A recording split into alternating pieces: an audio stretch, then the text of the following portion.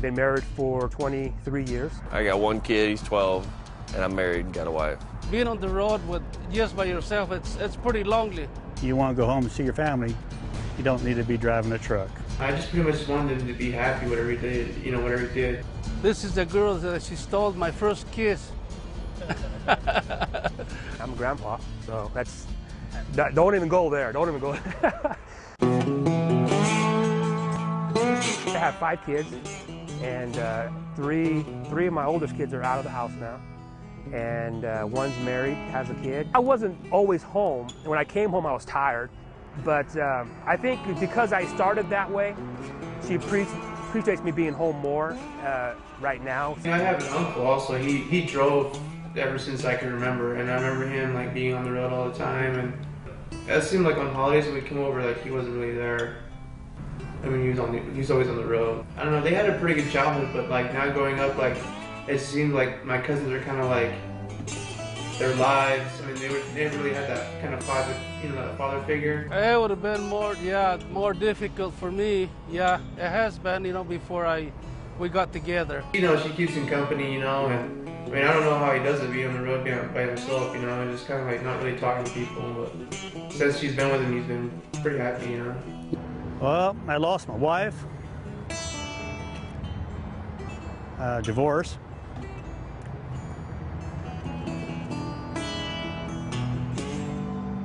It's just, there's too many, let's say, ladies at night working truck stop parking lots. And drivers come home with a social disease, give it to the kids or the family.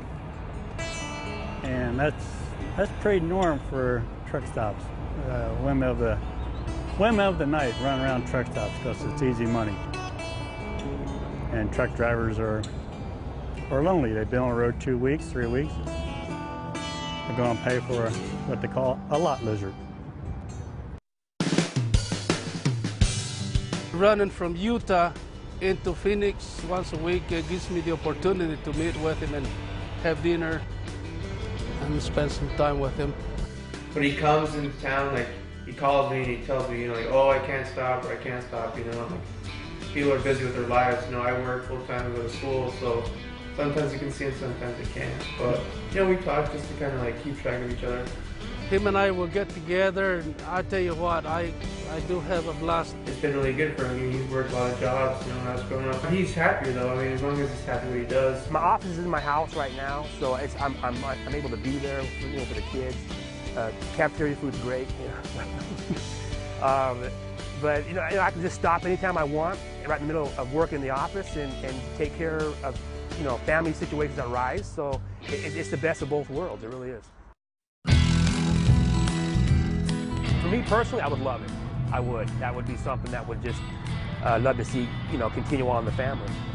They love it. I take them out in the trucks. We do little circles out here, and they love getting in the trucks. They come out and help me once in a while, whatever the jobs I have to do here in the yard. So it's fun. They enjoy it. In fact, my oldest son is playing football.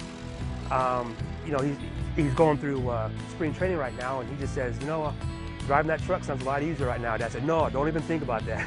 You just better yourself, and do the best you can, and we'll talk about that later. But he loves driving. He went on me a couple trips already, and just loved it. Old my oldest boy, unfortunately, he drives a truck too. Why did you say unfortunately? Well, he started driving truck after his divorce, and his kids are growing up. He drives for England, and he don't mind being on the road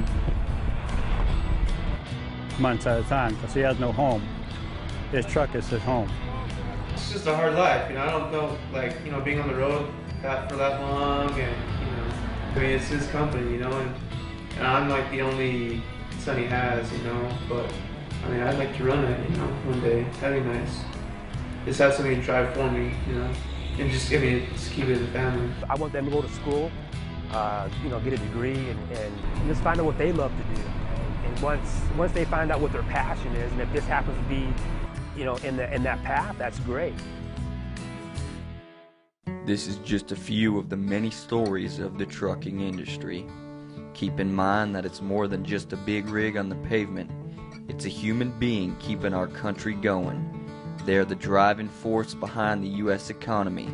Trucking does the heavy lifting to move through the supply chain nearly everything we consume or use. They do their job to provide us with many things we take for granted.